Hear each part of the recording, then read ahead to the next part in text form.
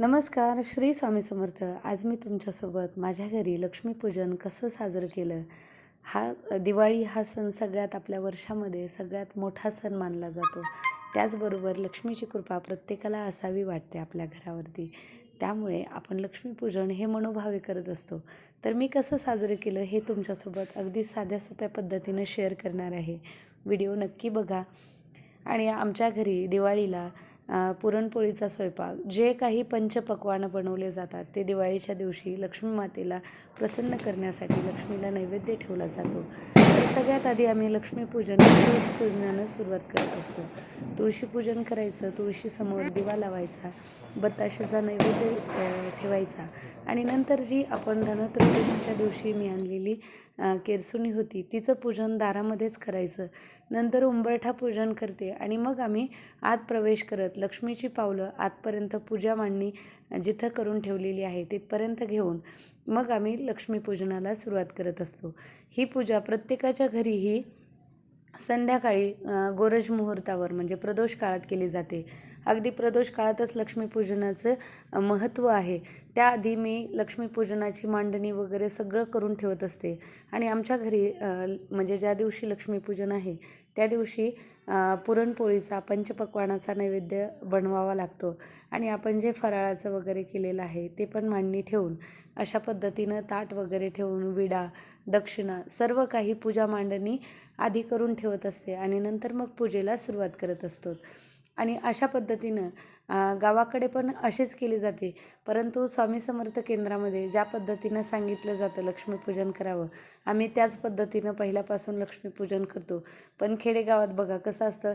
आमच्या इथं तर मला चांगलं आठवत आहे, लक्ष्मीपूजनाच्या दिवशी बऱ्याच वेळेस लाईट नसायची गावाकडे आणि सतत लाईटीच्या अडचणी. त्यामुळे म्हणजे हे मंत्र स्तोत्र वगैरे काही म्हटलं जात नसायचं. म्हणजे दिवा लावणे, मनोभावे देवाची पूजा करणे, नैवेद्य ठेवणे एवढ्याच खेडेगावामध्ये प्रथा होत्या. परंतु स्वामी समर्थ मध्ये जे दिंडोरी सेवा मार्ग आहे त्याच्यामध्ये छान असं कशी मांडणी करायची, काय काय पूजा करायची हे सांगितलं जातं आणि मग आम्ही त्या पद्धतीनंच सुरुवात केली आणि मग तशीच पूजा दरवर्षीप्रमाणे करायला सुरुवात केली.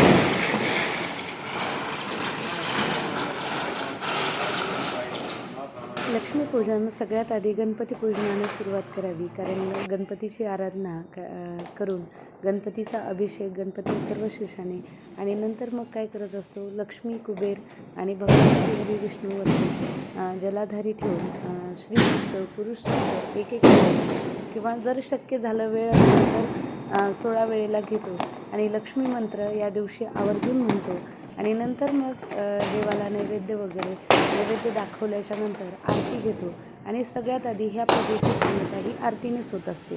त्याच्यामुळं म्हणजे लक्ष्मीपूजन कसं करावं, काय करावं बऱ्याच जणांना माहीत नाही. आणखीनही खेडेगावामध्ये खूप वेगवेगळ्या प्रथा आहेत. ज्याचं कुलाचार जशा पद्धतीनं आहे ते तशीच पूजा करतात. पण लक्ष्मीपूजन हे वर्षातून एकदाच होत असतं. तर मला वाटतं की शास्त्रशुद्ध पद्धतीनं जर झालं तर वर्षभर देवाची कृपा आपल्या घरावरती राहावी हे प्रत्येकाला वाटतं.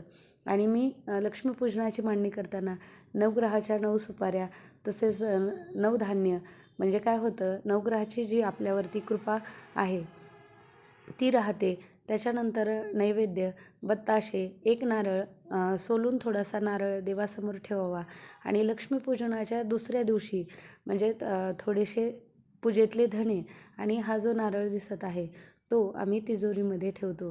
म्हणजे त्यामुळे काय होतं, हा आजच्या दिवशी जी केलेली पूजा आहे भगवान श्रीहरी विष्णूंचा आणि माता लक्ष्मीचा आशीर्वाद आपल्यावरती मिळतो आणि तो आशीर्वाद स्वरूपात हे नारळ आपण तिजोरीमध्ये ठेवायचं. म्हणजे मग आपल्याला धनधान्याची कमी पडू नये आणि बरकत राहावी, आपलं आरोग्य चांगलं राहावं यासाठी हे आवर्जून उपाय करावा आणि तो आम्ही बऱ्याच वर्षापासून करतो. अशा पद्धतीनं आम्ही लक्ष्मीपूजनाची मांडणी करतो. आम्ही दोघेही पहिल्यापासून स्त्रीसूक्त, पुरुषसूक्त आमच्या दोघांचेही खूप म्हणजे मुखोद्गत आहे.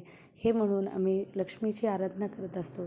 लक्ष्मी मातेचे जे काही मंत्र आहेत बसून अगदी आरामात लक्ष्मीपूजनाच्या दिवशी अगदी देवाच्या सानिध्यात असल्यासारखं वाटतं. आणि तसं म्हणत आम्ही लक्ष्मीचं पूजन करतो. आम्हाला दोघांनाही फटाके वगैरे हे वाजवण्यात आनंद वाटत नाही, जेवढा आम्हाला पूजेचा आनंद मिळतो.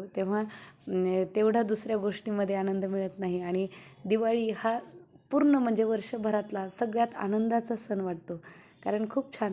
आणि ही सगळी पूजा झाल्याच्या नंतर मग आम्ही आरती करत असतो, कारण आरतीशिवाय कोणतीही पूजा पूर्ण होत नसती. कर्पूर आरती घ्यायची, छान अशी सगळ्या आरत्या घेऊन, म्हणजे माझ्या ज्या पाठ नाहीत आम्ही त्या पुस्तकामध्ये म्हणून आरती घेत असतो. कमीत कमी 5 आरती घ्याव्या लक्ष्मीपूजनाच्या दिवशी, म्हणून मी 5 आरती घेत असते.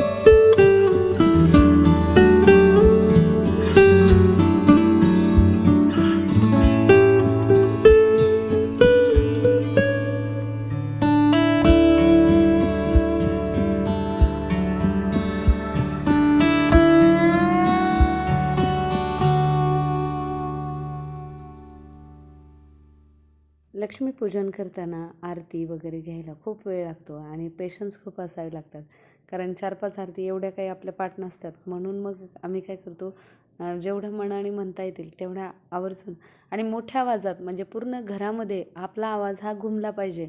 म्हणजे ज्या आवाजाच्या लहरी आहेत आपल्या मंत्रांच्या, त्या पूर्ण पोहोचल्या पाहिजे, म्हणून आम्ही मोठमोठ्याने आरती घेत असतो. मी मुद्दाम म्हणजे म्यूट केलं ते, कारण एवढा मोठा आवाज तुम्हालाही वाटेल की केवढ्या मोठ्याने बोलताय मंदिरात आरती केल्यासारखी, पण आम्ही तशीच आरती करत असतो. त्यामुळे कारण कसंही बऱ्याच जणांना थोडंसं वेगळं वाटतं या गोष्टीचं, म्हणून मी हा म्यूट केलेला आहे साऊंड. आणि आरती 5 आरती म्हणजे एवढ्या काही पाठ नसतात, मग जेवढ्या पाठ आहेत तेवढ्या म्हणतो आणि ज्या नाहीत त्या पुस्तकामधून म्हणतो. पण आरती घेताना, आरती झाल्याच्या नंतर जे हे आहे म्हणजे कोणतं, क्षमा प्रार्थना, त्याच्यानंतर एक अपराध क्षमापण स्तोत्र, ते आवर्जून घ्यावं असं मला वाटतं. कारण केंद्रामध्ये पण असं सांगितलं जातं की ज्या काही आपल्या पूजा मांडताना करताना ज्या चुका होतात, आपण काही परिपूर्ण नसतो, मग आपण ज्या थोड्याफार झालेल्या चुका आहेत त्या क्षमा करण्यासाठी, म्हणजे माफ करण्यासाठी आपण देवाला प्रार्थना करायची असते. पण ते क्षमापण स्तोत्र म्हणतात त्याला. आणि अपराध क्षमापण स्तोत्र हे आवर्जून घ्यावं. तसंच लक्ष्मीपूजनाच्या दिवशी देवी सुक्ताने आवर्जून आम्ही लक्ष्मीपूजन करतो. जर तुम्ही नसाल करत, आवर्जून म्हणजे स्वामी समर्थ केंद्र जे आहे ते सेवा मार्गामध्ये जे सांगितलेलं आहे त्या पद्धतीने करून बघा. काही नाही मिळालं तरी एक धैर्य आणि माता लक्ष्मीचा आशीर्वाद नक्की मिळतो, हे मी तुम्हाला माझ्या अनुभवातून सांगत आहे.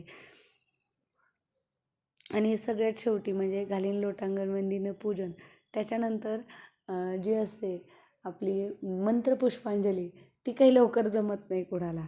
मग आम्ही शक्यतो यूट्यूबमध्ये लावतो आणि नाहीच झाली तर मग मला आहे सवय, मग ती घेत असतो आणि अक्षता वगैरे टाकून मग पूजेची सांगत आहोत करतो.